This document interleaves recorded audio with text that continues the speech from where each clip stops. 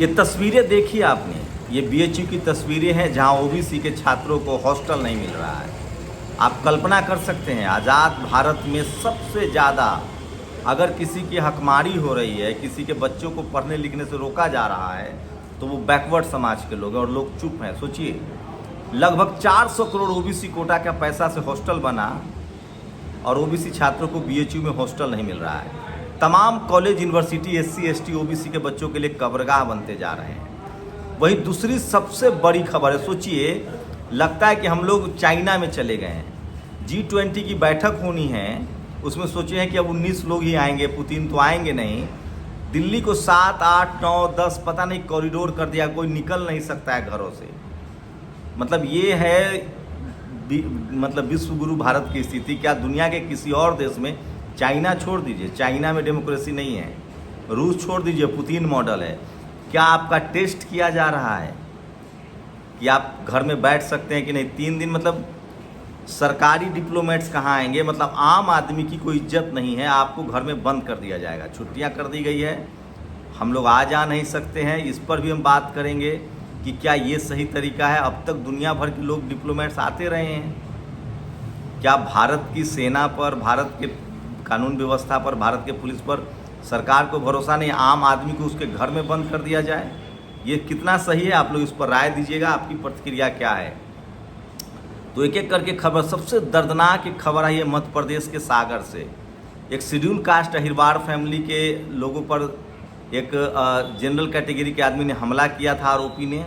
उसके बाद उसने FIR दर्ज कराया, SC ST एक्ट वापस लेने के लिए दबाव बनाया जा रहा था। और जब वो परिवार नहीं माना तो उनकी मां के हाथ तोड़ दिए गए, उनकी बहन के साथ बदसलूकी करने की कोशिश की गई और उससे भी जी नहीं भरा तो उनका घर फूंक दिया गया और उस युवक की तो हत्या कर दी गई। सोचिए, ये सब चल रहा है इस देश में, जहाँ मतलब सबसे ज़्यादा राजस्थान में उसी तरह से एक स्कूल में शेड्यूल कास्ट युवक ने सुसाइड कर लिया। आपने यूपी में देखा है कि मुस्लिम छात्र की किस तरह से पिटाई हो रही थी। तो जातीय हिंसा, धार्मिक हिंसा अपने चरम पर है और संवैधानिक अधिकार लोगों को छीने जा रहे हैं। नमस्कार, मैं शंभू कुमार सिंह और आप देख रहे हैं नेशनल दस्तक। वो तमाम बड़ी खबरें जो आपको कोई टीवी अखबार नहीं दिखाएगा। सबसे दर्दनाक खबर है, एक आ रही है अभी ये देखिए, ये खबर जो है महाराष्ट्र के अहमदनगर की है। बीजेपी की सरकार है, वहाँ फिर से एक शेड्यूल कास्ट युवक के शरीर पर पेशाब किया गया है कबूतर चोरी के आरोप में। कबूतर चोरी के आरोप में हाथ पैर बांध के उल्टे लटका दिया गया। हम तस्वीरें नहीं दिखा सकते हैं। उन पर पेशाब किया गया और वीडियो बनाकर वायरल कर दिया गया है और इस पर चुप्पी है। कांग्रेस के अध्यक्ष खड़गे साहब ने एक ट्वीट किया है मध्य प्रदेश को लेकर, उसी मध्य प्रदेश के सागर जिले को लेकर, जहां अभी प्रधानमंत्री गए थे और रविदास महाराज के मंदिर का उन्होंने अनाउंसमेंट किया था। तो बहुजन समाज को कॉन्स्टिट्यूशनल जो उनके जो संवैधानिक अधिकार है उनसे रोका जा रहा है और तमाम तरह के सबूफों में फंसाया जा रहा है। वो आपके लिए स्कूल अस्पताल का इंतजाम नहीं करेंगे और वो आपके ऊपर इसी तरह से अत्याचार करते रहेंगे। आप लोग सोचिए, ना आपके पास टीवी है ना अखबार है, इस तरह की खबरें आप तक कोई पहुंचा भी नहीं सकता। हम लोग की लिमिट है, यूट्यूब पर हम उस तरह की खबरें नहीं दिखा सकते हैं। एक वीडियो देखिए, अमित शाह का राजस्थान का दौरा है। गला सबका सूखता है, डर सबको लगता है। चुनाव आने वाला है, जिस अमित शाह का लहजा बदला बदला लग रहा है। राजस्थान में लगातार बीजेपी के केंद्रीय मंत्रियों का विरोध हो रहा है। वहाँ ERCP को लेकर अमित शाह का भी विरोध हुआ। उनकी रैली में अमित शाह ने कहा कि भैया हमें करने दो 5 मिनट का कार्यक्रम, हम उसके बाद चले जाएंगे।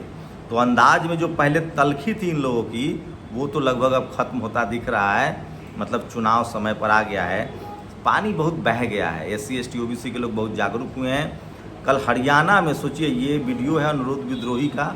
हरियाणा में किसानों ने एक बड़ी बैठक की और साफ साफ ऐलान किया कि हम मेवात के मुसलमानों के साथ हैं और हम किसी भी तरह के सांप्रदायिक दंगा को नहीं होने देंगे। एक अच्छे संकेत हैं कि जो किसान कम्युनिटी इस देश में, जाट, गुर्जर, पटेल, मराठा, OBC की किसान जातियाँ जिस दिन जातिवाद के खिलाफ खड़ा हो जाए और सांप्रदायिक दंगे के खिलाफ खड़ा हो जाए, इस देश में किसी की हैसियत नहीं है कि कोई असंवैधानिक काम कर दे और किसी को उंगली भी सटा दे। ये सबसे बड़ी जागरूकता है जो आ रही है। ये तस्वीरें हैं BHU का, कोई टीवी अखबार नहीं दिखाएगा। कंचन यादव ने ट्वीट किया है, OBC के छात्र सड़कों पर निकले और हॉस्टल के लिए मांग कर रहे हैं। सोचिए, अनुप्रिया पटेल हैं, केशव प्रसाद मौर्य हैं, लगातार सबसे ज़्यादा बुरी स्थिति स्कूल कॉलेज में SC ST OBC के बच्चों की हो रही है। सागर को लेकर खड़गे साहब ने ट्वीट किया है, मध्य प्रदेश के सागर जिले में एक दलित युवक की पीट कर हत्या कर दी गई, गुंडों ने उसकी मां को भी नहीं बख्शा।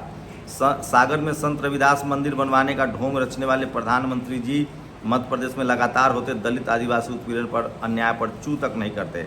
मध्य प्रदेश के मुख्यमंत्री केवल कैमरे के सामने वंचितों के पैर धोकर अपना गुनाह छुपाने की कोशिश करते हैं।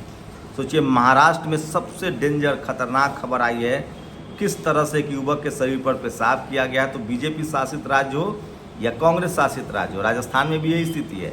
एक शेड्यूल कास्ट के युवक को सुसाइड करना पड़ा है और उसमें तो OBC आरोपी है। तो मैं लगातार अपील कर रहा हूँ SC ST OBC के लोगों से, आप लोग धार्मिक हिंसा में शामिल होंगे, सांप्रदायिक हिंसा में शामिल होंगे या जातीय हिंसा में शामिल होंगे, देर सवेर कानून की हाथ आप तक पहुँचेंगे, आप बच नहीं पाएंगे। इसलिए इस तरह के हिंसा से दूर रहिए। और सबसे इम्पॉर्टेंट खबर है, BHU में OBC के छात्रों को हॉस्टल नहीं मिल रहा है। और आप लोग हमें प्रतिक्रिया दीजिए, क्या 3-4 दिनों तक दिल्ली को बंद कर देना कोई सॉल्यूशन है? रवीश कुमार ने कुछ सवाल उठाए हैं कि गरीबों का क्या होगा, रेहड़ी खोमचे वाले का क्या होगा। ये खबर ये आ रही है कि जिस तरह से दिल्ली को सजाया जा रहा है, जो कॉन्ट्रैक्टर है उनको पैसे नहीं मिल रहे थे। इंडियन एक्सप्रेस की रिपोर्ट है, उन्होंने कहा कि हम काम बंद कर देंगे अगर हमारे पैसे नहीं मिले तो। सोचिए, हम लोग लुटियन जोन में ही काम करते हैं, प्रेस क्लब वहीं हैं, TV अखबार कैसे चलेगा, खबर अखबार कैसे चलेगा, खबरें कैसे चलेगी। हम लोग चिंता कर रहे हैं कि 3 दिन तक ऑफिस कैसे जाएंगे, काम कैसे होगा। मेरा तो ऑफिस भी सेंट्रल जोन लुटियन जोन में है, मैं रहता भी लुटियन जोन में हूँ। तो वहाँ के लोग क्या करेंगे? वहाँ लाखों लोग हैं जो मजदूरी करते हैं, जो हमारे जैसे आम लोग हैं, वो ना आ सकते हैं ना जा सकते हैं, मार्केट बंद किया जा रहा है। ये मॉडल है, मतलब चीन मॉडल है। चीन के राष्ट्रपति जब निकलते हैं तो वहाँ बंद कर दिया जाता है खिड़की दरवाजे।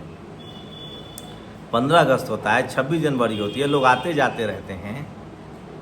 तो 20 देशों में से 19 देशों के जो राष्ट्राध्यक्ष आने वाले हैं, उसको लेकर दिल्ली को पूरा सील कर दिया जाएगा, दिल्ली बंद कर दिया जाएगा। कम से कम सेंट्रल दिल्ली में लुटियन जोन में कोई आ जा नहीं सकता है। क्या यही हम विश्वगुरु बन रहे हैं? क्या 21वीं सदी के किसी डेमोक्रेटिक देश में इस तरह, क्या ये कहीं ट्रायल वर्जन तो नहीं है कि लोग रिएक्ट करते हैं कि नहीं करते हैं? गरीबों का क्या होगा, मजदूरों का क्या होगा, रोज़ कमाने खाने वालों का क्या होगा, टैक्सी वालों का क्या होगा, ऑटो वाले का क्या होगा, जिनका लाइफ जुड़ा हुआ है उस पूरे मामले से, उसका क्या होगा? G20 की बैठक है, होनी चाहिए, भारत के लिए प्रतिष्ठा का विषय है, शान का विषय है, लेकिन आप उसको मैनेज कीजिए। कुछ इलाकों को आप कॉरिडोर कर सकते हैं। आप जहाँ से नेताओं को निकलना है कॉरिडोर कीजिए। प्रधानमंत्री का काफिला निकलता है, राष्ट्रपति का काफिला निकलता है, उसको कॉरिडोर कर दिया जाता है। 1 घंटे 1.5 घंटे 2 घंटे तक रूट लगी रहती है। लेकिन 3 दिनों तक, एक तो सैटरडे है, संडे है, फ्राइडे है, अब छुट्टी कर दी गई है। तो ये एक नया ट्रेंड है जो चल रहा है। इस पर आप लोग की क्या राय है ज़रूर बताइए कि क्या एक ट्रायल वर्जन है कि लोग घरों में अगर कल कोई और अनाउंसमेंट हो तो एक 20 देशों के जो राष्ट्राध्यक्ष आ रहे हैं उसमें पुतिन का नाम पहले ही कट गया, वो तो अब आएंगे नहीं, 19 देश के लोग आएंगे। तो क्या दुनिया के आप लोग बताइए, जो नेशनल दस्तक के दर्शक हैं, जो दुनिया के दूसरे हिस्सों में रहते हैं, आप अगर यूनाइटेड नेशंस में रहते हैं, अमेरिका में रहते हैं, वहाँ यूनाइटेड नेशंस में तमाम देश के लोग जाते रहते हैं, 100 देश के राष्ट्राध्यक्ष जाते हैं।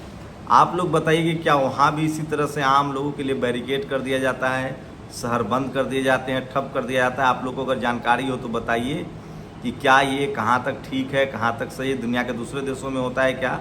चाइना वाला मुझे पता है, चाइना में तो नेशनल परेड पर भी वो खिड़की दरवाजे बंद कर देते हैं। तो क्या भारत को भी चाइना मॉडल पे ले जाया जा रहा है? और इस बंद का क्या असर होगा, आम लोगों पर क्या असर होगा, गरीब लोगों पर क्या असर होगा? और बैठक के कोई खिलाफ नहीं है, बैठक होनी चाहिए, बड़ी उपलब्धि है। 20 देशों के प्रमुख जो है भारत आ रहे हैं, लेकिन उस तरह से जिस तरह से पूरे सेंट्रल दिल्ली को और सुने के आसपास के मार्केट को बंद कर दिया जाएगा, उसका क्या रिस्पॉन्स होगा? वो एक नए तरीके का चलन है क्या? कुछ लोग इसको लेकर सोशल मीडिया पर लिख रहे हैं कि क्या हम डिक्टेटरशिप की तरफ बढ़ रहे हैं, क्या उसके पहले लक्षण हैं? आप लोग अपनी प्रतिक्रिया जरूर दीजिए, आपकी प्रतिक्रिया बहुत ज़रूरी है। शुक्रिया। नेशनल दस्तक की आपसे गुजारिश है कि अगर इसको बचाना चाहते हैं तो नेशनल दस्तक को सब्सक्राइब करने के लिए रेड कलर के सब्सक्राइब बटन को दबाएं, फिर बेल आइकन की घंटी दबाएं। नेशनल दस्तक को बचाने के लिए बहुत जरूरी है कि हर खबर को शेयर करें, लाइक करें, कमेंट जरूर करें।